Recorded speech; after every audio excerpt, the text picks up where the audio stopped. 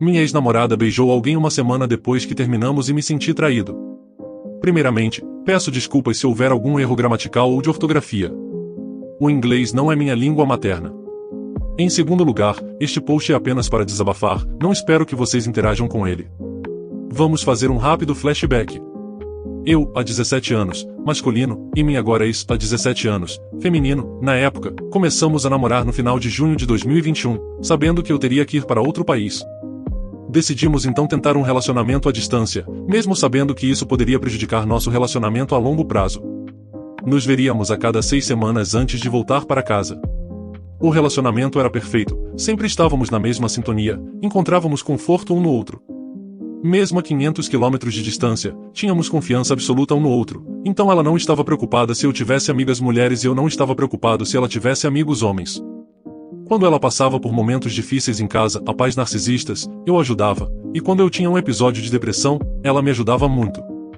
Essa garota era perfeita, sempre tentava fazer os outros felizes, sorria sempre, mesmo que não fosse fácil, tinha notas excelentes, ajudava os outros o máximo que podia, e assim por diante. Tenho certeza de que se a tivesse conhecido 10 anos depois, teria me casado com essa garota sem hesitar. Exceto por fatores externos, como a distância e os pais narcisistas racistas dela, que colocaram muita pressão na minha ex sem motivo, esse relacionamento era verdadeiramente perfeito. Após um ano, a distância nos afastou e a situação com os pais dela estava piorando. Terminamos porque sabíamos que não seria possível manter o relacionamento à distância quando estivéssemos na faculdade, ainda 500 quilômetros de distância um do outro. O término pode ter sido o mais suave de todos, sabíamos que nos amávamos, mas também sabíamos que era a escolha certa a fazer, tornando mais fácil nos despedirmos. Tivemos a sorte de ter a chance de passar uma última noite nos braços um do outro, dizendo repetidamente pessoa certa, hora errada.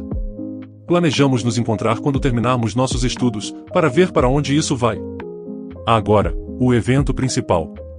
Ontem, ela me admitiu que 7 dias após o término, ela saiu com amigos para um bar e beijou um rapaz. Pode parecer infantil sentir-se traído mesmo que não estivéssemos mais juntos e ser traído apenas com um beijo, mas foi assim que me senti.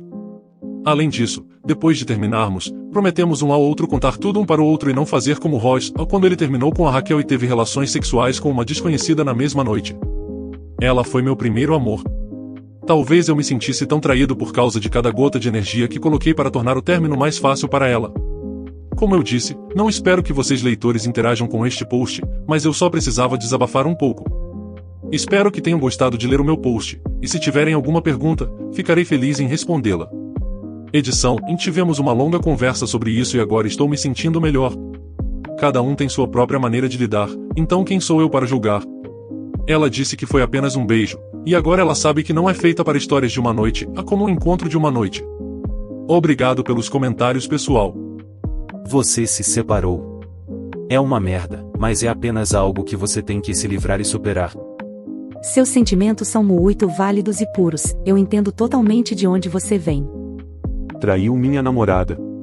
Oi. Sou um cara em um relacionamento sério com uma mulher incrível. Tanto eu quanto ela nos amamos muito e estamos muito felizes juntos. Há 2 semanas, fiz algo estúpido e tenho me sentido culpado e enojado com minhas ações desde então. Preciso tirar isso do peito. Minha garota e eu raramente brigamos, mas tivemos uma discussão há 2 semanas. Estávamos discutindo por mensagem de texto enquanto eu estava fora com meus amigos homens em um bar. Minha namorada admitiu que acha difícil confiar nos homens e basicamente estava me acusando de trair com a minha ex. Ela está errada nisso, não vejo nem falo com minha ex desde antes de conhecer minha namorada e não tenho nenhum desejo de fazer isso, mas ainda assim minha namorada suspeita que estou fazendo algo errado. Durante a conversa por mensagem, ela deu a entender que achava que eu estava mentindo sobre algo profundamente pessoal que aconteceu comigo no passado. Quando ela deu a entender isso me machucou bastante. Um dos amigos do meu grupo, que é como o Glenn Quagmire, de Family Guy, do nosso grupo, sugeriu visitar uma casa de strip. Fui a uma casa de strip apenas uma vez na minha vida, então não é algo que eu normalmente faria. Para ser honesto, eu estava super chateado com minha namorada, um pouco bêbado e extremamente estressado por causa de um conflito no trabalho. Pensei que seria divertido ir. Minha namorada já me disse no passado que não se importaria se eu fosse a casas de strip, se eu quisesse, então não achei que ela se importaria mesmo se descobrisse. A casa que o Quagmire escolheu era intensa. Assim que nos sentamos, tivemos garotas circulando ao nosso redor querendo que pagássemos por danças.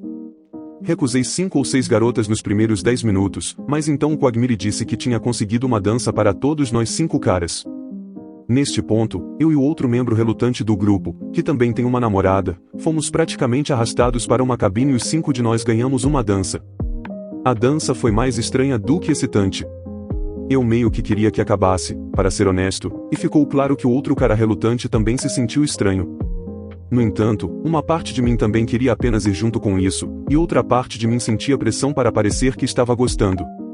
Em certo momento, a stripper basicamente tocou meu rosto com os seios dela, e por alguma razão por uma fração de segundo eu me inclinei e dei um beijo rápido.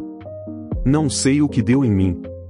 Certamente não queria nada com essa garota e não queria que as coisas escalassem. Eu nem estava realmente atraído por ela. Foi como se meu cérebro tivesse parado de funcionar. Não foi um beijo de verdade, foi como um toque muito leve por uma fração de segundo, mas me sinto como um canalha completo. Confiei depois ao Quagmire, e ele disse que não acha que fiz algo inadequado, mas ele é o Quagmire. O outro cara em um relacionamento também se sente muito culpado. Embora minha namorada não tenha problemas com casas de strip, considero que fiz como quase uma traição e inaceitável.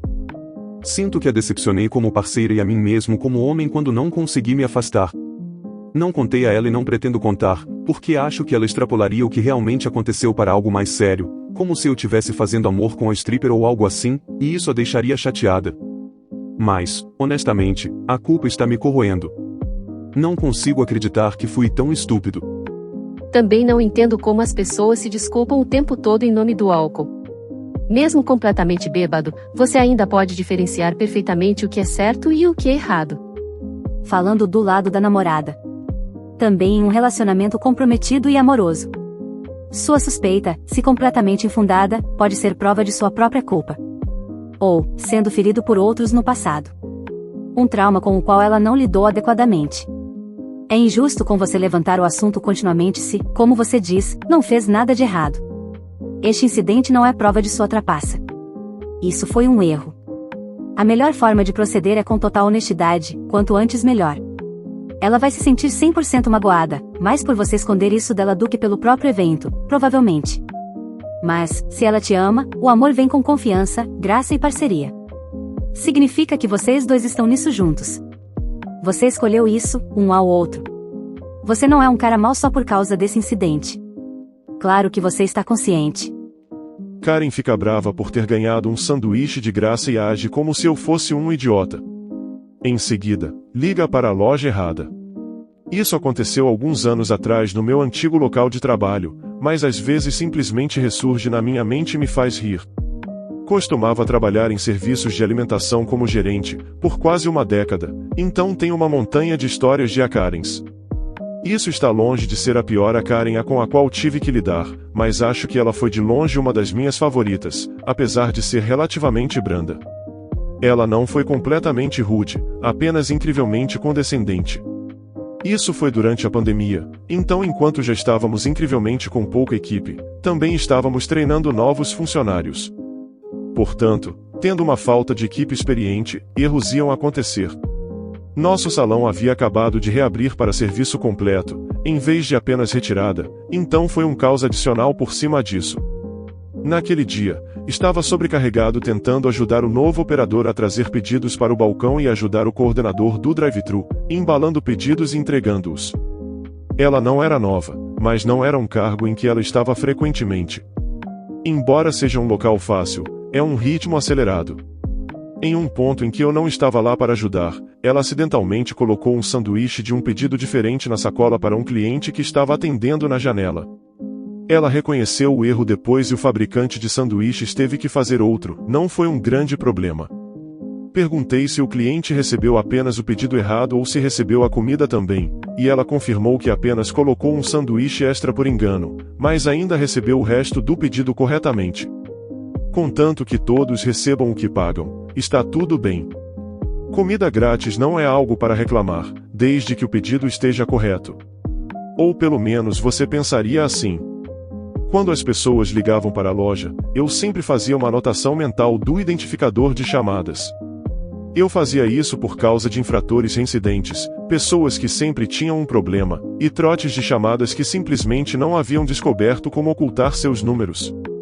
Então, quando o telefone tocava, eu lia o nome e atendia. Obrigado por ligar para o nome da loja. Como posso ajudar? Karen, e sim, eu preciso falar com um gerente. Eu sou, meu nome, o subgerente geral. Como posso ajudar? Karen, recebi um sanduíche que não pedi na minha sacola. Percebendo a situação de antes, sim, lamentamos por isso. Acidentalmente colocamos um sanduíche extra na sua sacola. Você pode ficar com. Karen, eu não pedi um sanduíche específico da rede. Desculpe. Estava tudo correto na sua sacola ou faltava algo? Karen, recebi tudo mais, apenas um sanduíche que não pedi. Sim, tivemos uma confusão na janela e acidentalmente colocamos o sanduíche de outra pessoa. Você não foi cobrado por esse sanduíche. Erros acontecem, peço desculpas. Karen, eu sei. Eu tenho o recibo. Não estou reclamando do sanduíche grátis. Apesar do sanduíche ser a razão pela qual ela ligou. Certo? Então houve algum outro problema? Karen, sim. Eu só queria dizer a vocês que vocês não sabem o que estão fazendo. E se eu tivesse o número da sede, ligaria para eles e faria uma reclamação. Agora, eu adorava quando as pessoas ameaçavam ligar para a sede, porque a sede na verdade não intervém. Eles simplesmente escalavam o problema de volta para a loja para que o subgerente geral, eu na época, ou o gerente geral resolvesse. Como a reclamação era com a loja, era melhor resolvê-la a nível de loja em vez de ter um figurão que nunca tinha nem tocado em uma cesta de fritura interferindo. Sempre acabava sendo um tapa na cara da Karen e um desperdício do tempo dela. Ficaria mais do que feliz em fornecer o número da sede. Karen, pausa longa. Não vou perder meu tempo. Vocês não têm a menor ideia do que estão fazendo. Apenas saibam que eu não voltarei. Perfeito. Tenha um bom dia. Ela desligou e eu voltei ao que estava fazendo. Cerca de 1 hora depois, o telefone toca. É o nome dela no identificador de chamadas. Agora são cerca de 14 horas e 30 minutos. Ela passou por aqui por volta das 13 horas e 30 minutos. Obrigado por ligar para o nome do restaurante. Como posso ajudar? Karen, olá, estive aí para pegar um pedido cerca de 1 hora atrás e minha carne moída estava faltando. Então, eu estava me perguntando se vocês simplesmente não tinham em estoque ou se talvez esqueceram. Percebendo que ela não estava reclamando de nós desta vez, senhora, com quem você está tentando falar? Karen, e diz o nome do supermercado local em um tom alto e extremamente condescendente, espaçando cada sílaba. Imitando o tom dela, espaçando cada sílaba que é, nome do restaurante. Ela me chamou de um nome bem inapropriado e desligou. Recebi mais uma ligação naquele dia de uma Karen muito mais desagradável e decidi que não iria mais atender ligações. Uma cliente abastada me diz que 1 semana em sua vida deve ser férias para mim. Tenho um pequeno negócio de jardinagem e faço um pouco de cuidado de animais de estimação no inverno. Gosto de passar tempo com cachorros e é uma maneira divertida de ganhar um dinheiro extra. Cheguei à casa de um novo cliente para começar um trabalho de cuidado. Seria uma estadia de 1 semana enquanto ela e a família dela iam visitar amigos em outros estados. Ela aluga um apartamento beira-mar bastante agradável, é modesto, mas a vista é bonita. A cidade em que moro é uma cidade importante em crescimento, e eu tenho meu próprio apartamento. 2 histórias, um quintal grande, garagem anexa. Nada grandioso, mas eu realmente gosto da minha vida, da minha casa, do meu negócio, e tenho um relacionamento saudável com meu marido que me apoia. Financeiramente, me saio bem com meu negócio, mas parece que muitos ricos de colarinho branco pensam que pessoas de colarinho azul devem ser pobres. Então minha cliente está prestes a partir e, antes de ir, ela me diz: espero que você aproveite a estadia, isso deve ser umas férias para você em comparação ao que você tem. Cuidando do seu cachorro neurótico durante a pandemia, em seu apartamento parcialmente mobiliado, sem sofá, sentei em um almofadão no chão da sala de estar, levando seu cachorro para passear 3 vezes ao dia, acordando com ele vomitando na cama ao lado da minha cabeça, e estando longe do meu próprio lar feliz com meu marido e 2 gatinhos? Sim. Umas férias de verdade. Observação: quem pode adivinhar se ela deu gorjeta ou não? Soiler, ela não deu. Aceitei o trabalho pelo Rover e eles pegam 20%. Eu me esforcei ainda mais, levei o cachorro para parques caninos legais que ele nunca tinha ido, fiz caminhadas extra longas, afinal, ele tinha muita energia, limpei a casa impecavelmente e lavei minhas próprias roupas de cama antes deles voltarem. Também tive que limpar literalmente o colchão porque o cachorro vomitou nele, e a cliente esqueceu de mencionar que ele poderia fazer isso por causa da ansiedade de separação. Não é que eu ache que as pessoas devem dar gorjeta, mas, claro, ela não deu. Outra observação, sobre a questão da gorjeta, porque o que eu disse sobre gorjeta foi controverso. Entendo o motivo e pessoalmente acredito que as pessoas devem ser pagas pelo que valem sem depender de gorjetas, mas nem sempre acontece aqui nos Estados Unidos. Essa cliente me disse explicitamente antes que ela sempre dá gorjeta antes de eu aceitar o trabalho. Minhas taxas eram baixas no Rover porque eu não tinha avaliações ainda e queria construí-las. Eu cuidei de animais de estimação por conta própria no passado, mas era nova no Rover porque muitas pessoas o usam. Eu não assumi que receberia gorjeta, mas isso foi um incentivo a mais para aceitar o trabalho dela. Ela voltou para casa tarde na noite anterior ao término do trabalho. Tão tarde que eu tive que ficar acordada algumas horas além do meu horário normal de dormir. O trabalho deveria ter terminado cedo na manhã seguinte. Ela me disse que eu sair mais cedo era minha gorjeta. O custo do trabalho é o mesmo, quer eu saia tarde da noite ou de manhã cedo. Além disso, eu teria preferido o sono. Eu concordo que a gorjeta não deveria ser algo necessário e as pessoas deveriam receber o que merecem pelo trabalho que fazem.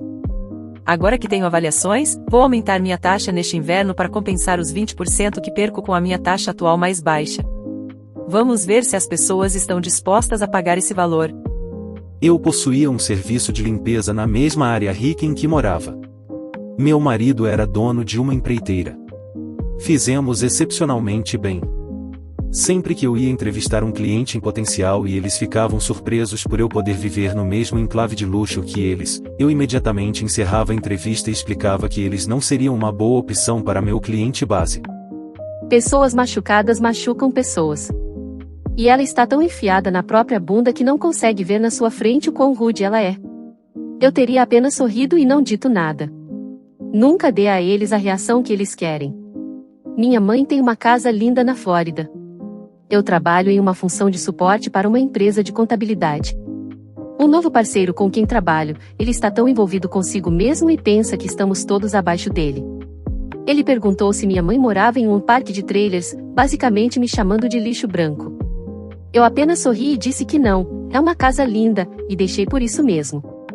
Isso me faz pensar na época em que minha irmã, que era babá, saiu para trabalhar em um escritório, e a esposa do casal com quem ela estava há anos a parabenizou por ter conseguido seu primeiro emprego adulto. Ela tinha uns 32 anos e era uma dona de casa casada que estava deixando de ser babá para trabalhar em casa e ter seus próprios filhos.